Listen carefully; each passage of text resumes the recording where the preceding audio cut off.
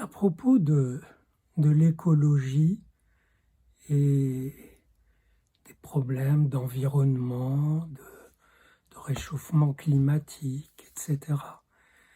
Et il faut que je vous dise que j'ai été parmi les premiers à y réfléchir, à même agir dans ce sens, puisque en 73, ça fait une paye, je me suis retrouvé avec des gens comme Grothendieck, un grand mathématicien, et d'autres scientifiques, à animer un petit mouvement qui s'appelait Survivre. Et je me rappelle avoir demandé qu'on y ajoute et vivre, survivre et vivre, pas seulement survivre, pour qu'on entende que dans survivre, on peut vivre au-dessus des contraintes qui deviennent de plus en plus serrées. Et bien sûr, depuis, il y a une tendance fortement religieuse qui va nous faire adorer la planète avec la culpabilité de l'avoir meurtri, de lui avoir fait mal. Et vous savez, c'est pas vous et moi qui avons meurtri la planète. Voilà, c'est des gens connus, reconnus, des activités particulières, des États.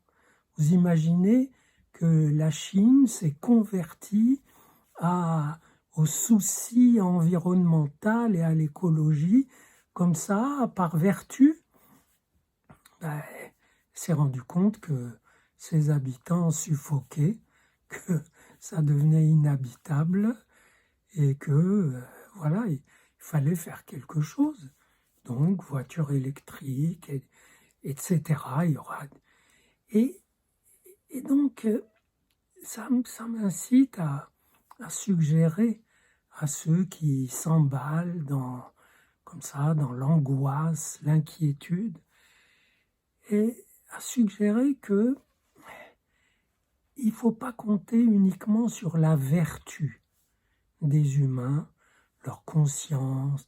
Voilà, ils font le tri pour faciliter le travail des entreprises de recyclage, pour qu'elles aient moins de travail à faire pour recycler comme elles le font et revendre à des prix incroyables leurs produits recyclés.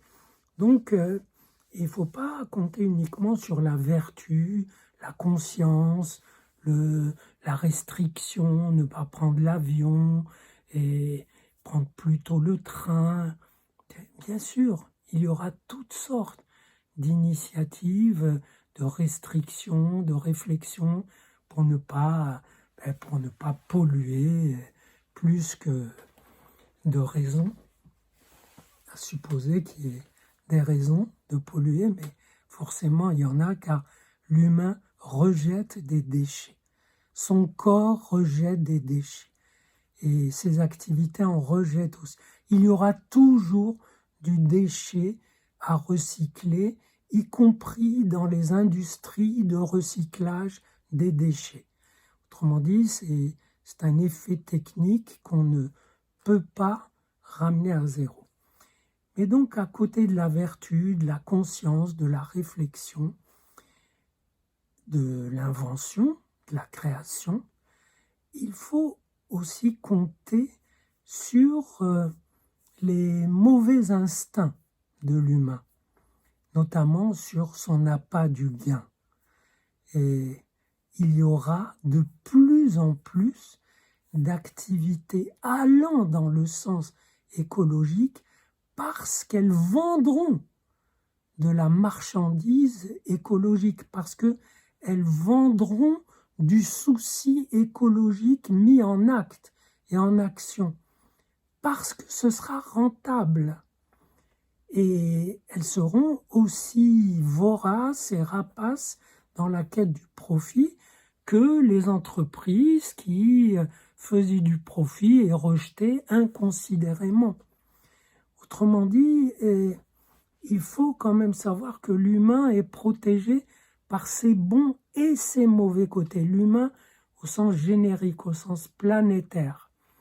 Peut-être d'ailleurs que chaque individu est protégé autant par ses instincts de vie que ses instincts de mort, par ses impulsions saines et ses tendances retorses et malsaines, mais qui se combinent avec les autres ou qui arrivent même à prendre contact avec les autres pour produire quelque chose qui n'est ni bon ni mauvais, qui est juste intéressant.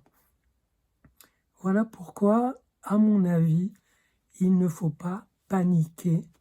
Et même si l'attrait de la peur, de l'angoisse, les angoisses collectives sont très intéressantes parce qu'elles permettent d'éponger, de siphonner toutes sortes, de concentrer, de cristalliser toutes sortes d'angoisses individuelles, et Dieu sait qu'il y en a.